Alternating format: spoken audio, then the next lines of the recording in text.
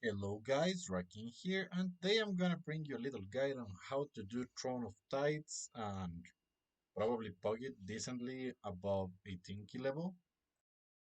So, the first thing you want to do is make sure that you have a Bloodlust class or you have drums, and you want to pull the first three packs up to the casters, and if your group's quite good or maybe a little organized, all the way to the end of the hallway. But the first three are fine until the first set of casters. So you're gonna try to interrupt them. You're gonna use the control you have, and you're gonna just damage them as fast as possible. If you have bloodlust, use it there. No matter if it's fortified or tyrannical, you have enough time to get another bloodlust for the second boss where you would need it then. Once you have done that, you're gonna move to the last bit of the hallway, or you're gonna go up the stairs to kill the mini boss with the two dogs.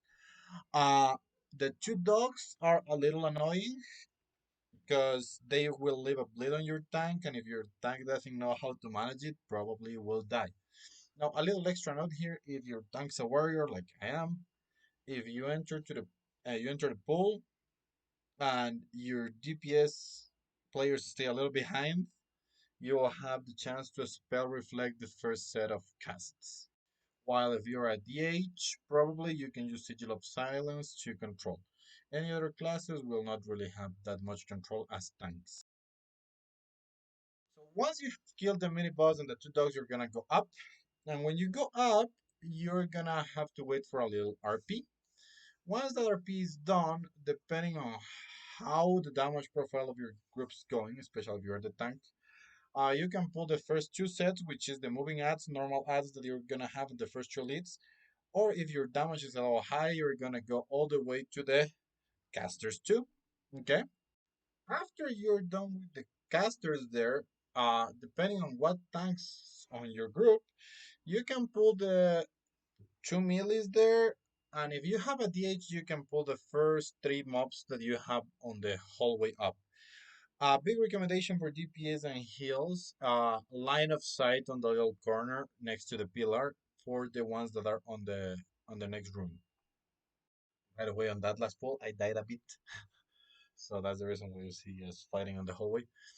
After that pull's done, you can pull the five things you have after that. Five, six mobs, which are a couple dogs, a melee, and two casters. If you're a DPS or a heal, you want to line of sight that. Let the tank grab it.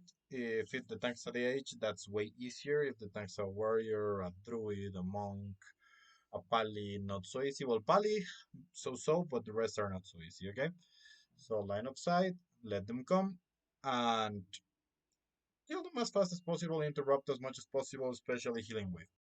After that pull's done, you're gonna pull the mini boss, and if your heal is good and your tank knows how to, I really recommend you to pull the dogs too, but if not, you can pull them separately. A little extra note about the dogs, I don't really recommend you to pull those dogs with the casters. It tends to be a little messy because you need a lot of movement, and if you're moving a lot, it's harder to interrupt, so that's something I don't recommend unless your group's very organized.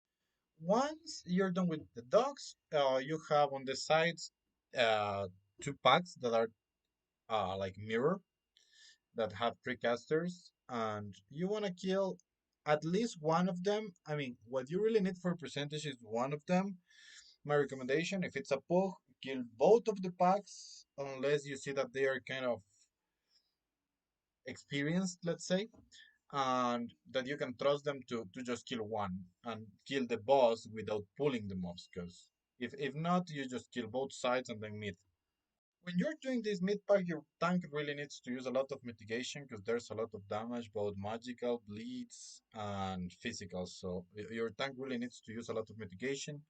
DPS and tanks need to interrupt as much as possible, and you need to use as much CC as possible on this pack because it really hurts your tank. So after killing all that trash, you will finally get to the very first boss of this dungeon. And on this boss, you have three important things to consider, okay? So, if there's an interruptible cast that, if possible, you should interrupt, okay? Then there's a very big circle you're gonna get every now and then. That's especially for DPS and heals. Tanks do not get it. When you get the circle, try to go away so your friends can dodge the orbs that are gonna come out of the circle when it expires. Then you have the geysers, which will push you up every so often, and if you get hit by one on a high tyrannical key, it's gonna kill you. Now, at 60% and 30%, the boss is gonna have an intermission where a lot of fats are gonna pop out.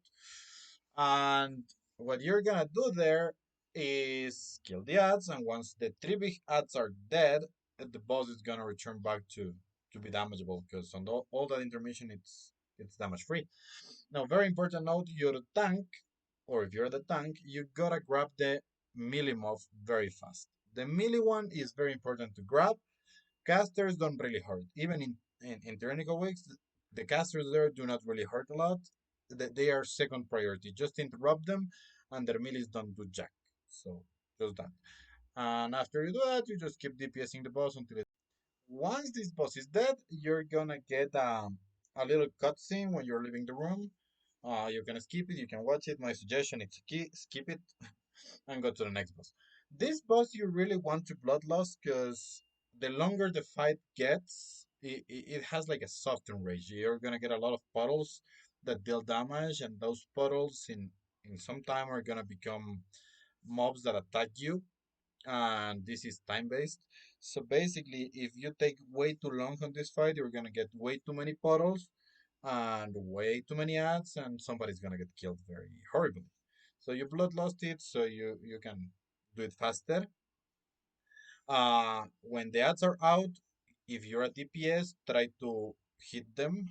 If they are hit, they just move slower. But if you cannot hit them, just move away and run from them while you DPS. Okay? That's the only important thing. When boss casts a swirly on you, move away from the swirly. That's gonna be one of the puddles that then is gonna transform into an ad, and that's it. Basically, dodge the swirly. Then when the boss knocks you back, you know that the ads are gonna come soon, and you gotta move. Don't get hit by the ads. Kill it, and you're done with this boss. After this boss, you're going to have some extra things to do. The first thing you gotta do after you kill this boss is go back on the hallway and don't get hit by the lightning that the eels that you have there are gonna cast. You just gotta wait and walk slowly. If you have a lock, you can use gate. If you're a DH, you can use jump. Anyhow, you still have to wait until they have casted already so you don't get hit by it. After this, the most likely scenario is that you're gonna go left. Left is very easy because you only have three types of mobs. You have the ones that pull you to them, and you gotta leave the big circle they make. You have the little octopuses that you have to kill because they are constantly AoEing. And you have the big dudes that cast. You gotta interrupt them when you can, and you gotta dodge the line cast they make. Now, this it's up to your damage profile, how you pull it, if you pull it smaller or bigger. And this is something you gotta consider, okay? But you just have to be aware of those three types of mobs and kill them as fast as you can, as normal. Now, another important note. On the boss room, the third boss room, you're gonna have two packs of octopuses. You only need to kill one of them. Second one, you can leave there. Now, it cuts off a little bit the movement you have, but it's not that important because your tank should be able to survive the boss. But you gotta kill the totem very fast. If you don't kill the totem very fast, your tank's gonna struggle, and your tank's gotta be very careful if he or she kites, and also your tank's gonna is gotta be very careful about going to the totem because if they get hit from the back, they are gonna be very dead. Basically that. So basically this boss has the mechanic of putting the totem, which you have to kill. After the totem, you're gonna get Earth Fury, which are the swirlies. You gotta dodge them. And this is gonna happen until you get it low enough so the octopus gets away from the dude. Once that happens, you just gotta hit the octopus and hide from the cast so you don't get feared. That's all the mechanics of this boss. Now, little note, when the totem is up, your tank is getting double damage, so your tank can be killed if they don't manage properly defensives, or the totem dies too slow. Once you're done with that boss, you're gonna go to the other side, and on the other side you have four types of mobs.